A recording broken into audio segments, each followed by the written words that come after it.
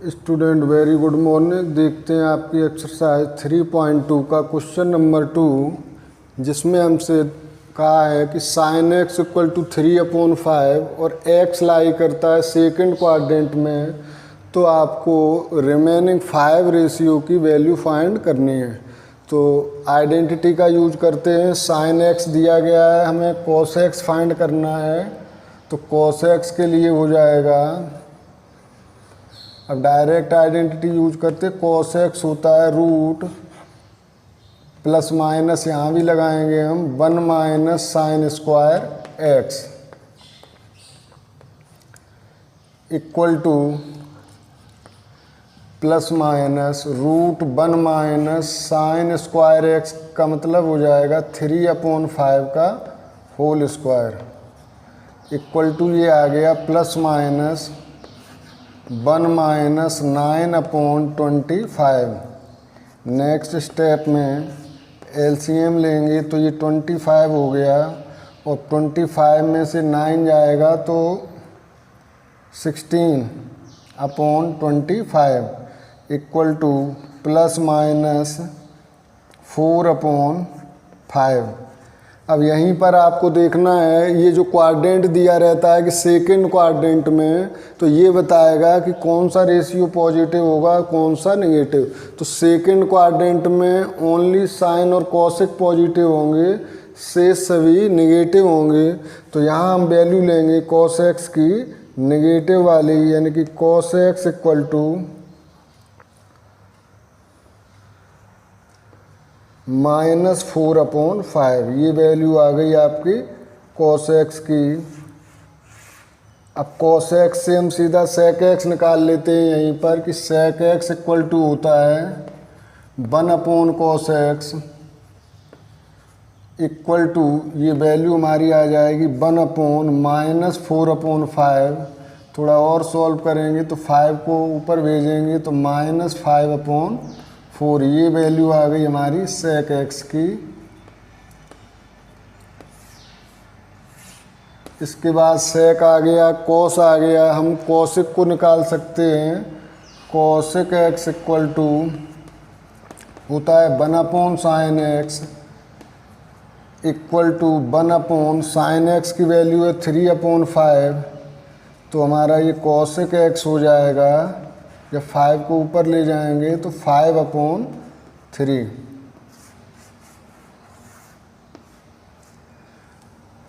तो वैल्यू देखते भी हो आपके यहाँ sin x पॉजिटिव है, cosic x पॉजिटिव है और शेष सभी नेगेटिव आएंगे। इसके बाद हम देखते हैं tan।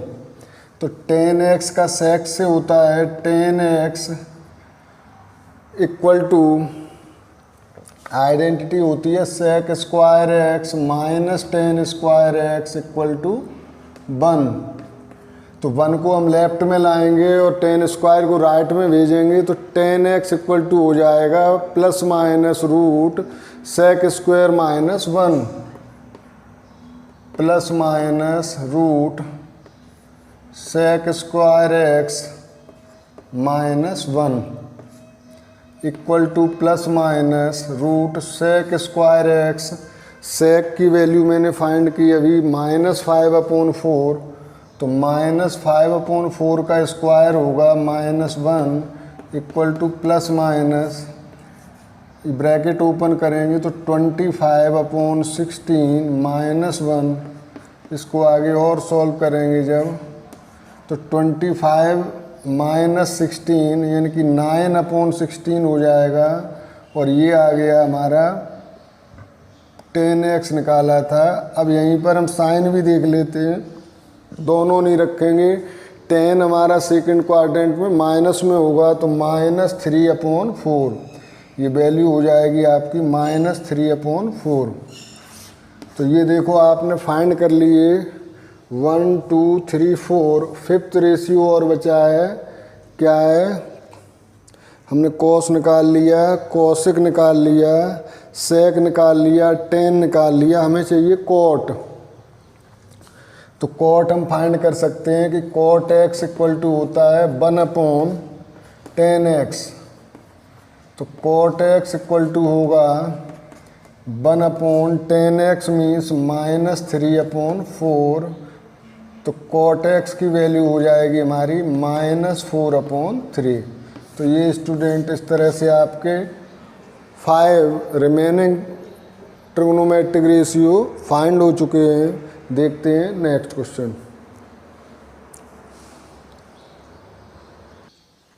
तो स्टूडेंट ये आपका थर्ड पार्ट रहा जिसमें हमें दिया है cot x = 3/4, x लाई करता है थर्ड क्वाड्रेंट में। तो थर्ड क्वाड्रेंट का मतलब होता है कि tan और cot ओनली पॉजिटिव होंगे, रिमेनिंग रेशियो माइनस होंगे। तो सबसे पहले तो आसान होगा कि हम tan x फाइंड कर लें। tan x = होगा 1/cot x, और इस तरह से हम लिखेंगे tan x = 1/3/4, 4 ऊपर जाएगा तो tan x = 4/3। अब ये tan x पॉजिटिव ही होगा तो ये tan x की वैल्यू आ गई।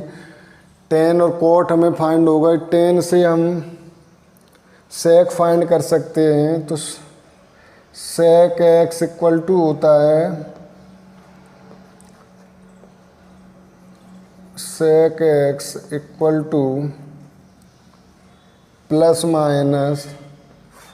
1 + tan² x। ये आइडेंटिटी होती है sec x के लिए। तो यहाँ हम लिखेंगे +- 1 + 4/3 का होल स्क्वायर। अब ये प्लस माइनस को यहीं हटा देते हैं। sec x थर्ड क्वाड्रेंट में नेगेटिव होगा तो यहाँ माइनस लेके ही चलते हैं, और ये आ गया आपका 1 + 16/9। sec x = तो sec x = हो जाएगा कुछ इस तरह से माइनस, जब यहाँ हम सॉल्व करेंगे तो LCM हमारा 9 आएगा, और ये 1 से 9 टाइम कैंसिल, 9 + 16 होगा यानी कि 25। तो ये sec x की वैल्यू हमारी आ जाती है -5/3। ये वैल्यू हमने फाइंड कर ली sec x की। अब इससे हम cos x फाइंड कर सकते हैं। cos x = होता है 1/sec x। ये cos x हमारा हो जाएगा 1/sec x। sec x हमारा है -5/3, तो cos x = हो जाएगा -3, ऊपर जाएंगे 3/5। ये हमारी वैल्यू आ गई cos की। तो हमने tan फाइंड कर लिया, sec फाइंड कर लिया, cos x फाइंड कर लिया। अब इसके बाद हम cos से sin भी फाइंड कर सकते हैं, या इस फॉर्मूले से भी हम फाइंड कर सकते हैं। अब कुछ नया अलग से बताते हैं, आइडेंटिटी दूसरी यूज करते हैं। tan x = होता है sin x/cos x। tan x की वैल्यू थी 4/3, और sin x की वैल्यू हमें फाइंड करनी है। cos x की वैल्यू है -3/5। अब यहाँ से अगर हम क्रॉस मल्टीप्लिकेशन करें तो 4 × -3/5 होगा, और 3 × sin x। तो 3 × sin x = -4 × 3/5। 3 से ये 3 कैंसिल हो जाएंगे, तो sin x = आ गया -4/5। तो ये हमारी वैल्यू आ गई sin x की। अब शायद बचता है cosec x। तो cosec x का सीधा sin x से होता है रिलेशन। तो cosec x = 1/sin x होता है। तो यहाँ हम लिख सकते हैं 1/-4/5। तो cosec x की वैल्यू आ जाएगी -5/4। तो ये आपके रिमेनिंग 5 ट्रिग्नोमेट्रिक रेशियो फाइंड हो गए। Note down it. देखते हैं क्वेश्चन अगला।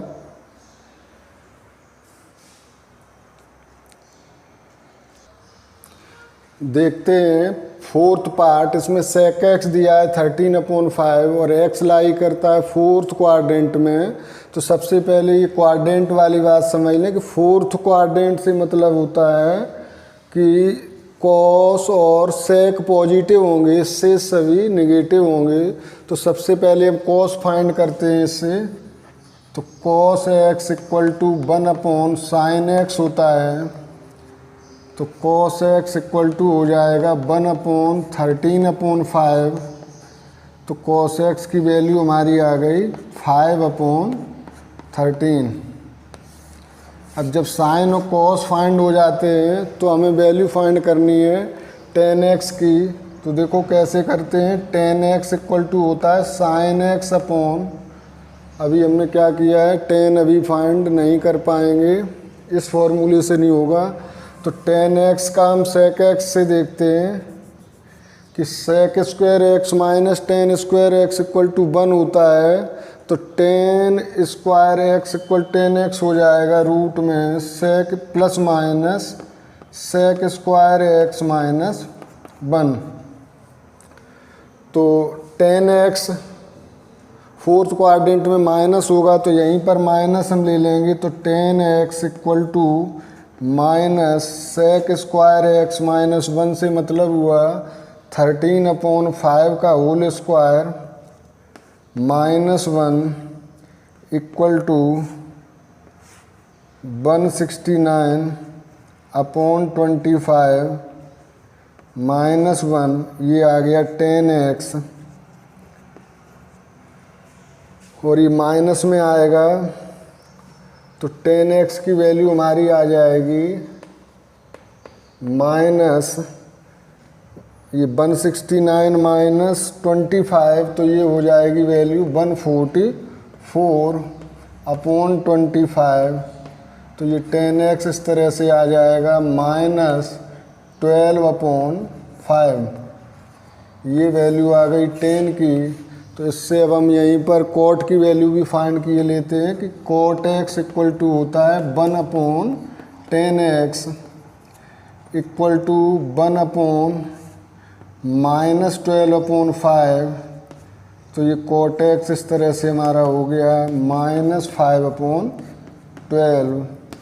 cot की वैल्यू आ गई। अब हम यहाँ से वैल्यू फाइंड कर सकते हैं साइन की, वही फॉर्मूला यूज करेंगे कि tan x equal to sin x upon cos x। और tan x की वैल्यू हमने अभी फाइंड की थी -12/5 इक्वल टू sin x की वैल्यू हमें फाइंड करनी है और cos x की वैल्यू हमने फाइंड की थी 5/13। क्रॉस मल्टीप्लाइड करेंगे इसे तो 5 sin x इक्वल टू हो जाएगा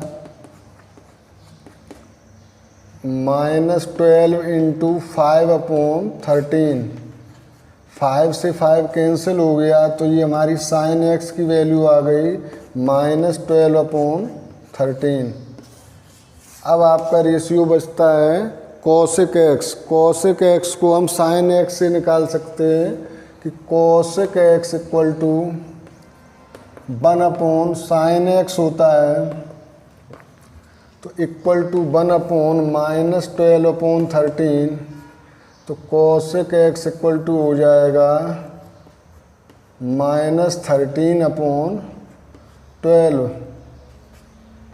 तो स्टूडेंट ये इस तरह से आपके 5 रिमेनिंग रेशियो आ चुके हैं। नोट डाउन इट देखते हैं फिफ्थ पार्ट।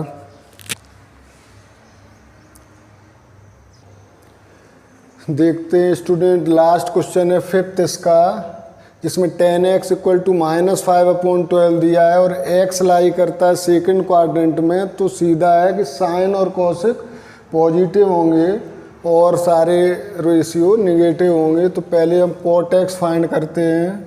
तो cot x इक्वल टू होता है 1/tan x। तो इक्वल टू ये आ जाएगा 1/-5/12। तो cot x की वैल्यू हमारी हो जाएगी -12/5। ये हमने cot x की वैल्यू फाइंड कर ली, tan x की वैल्यू हमें मालूम है। इसके बाद हम sec निकाल सकते हैं कि sec x इक्वल टू होता है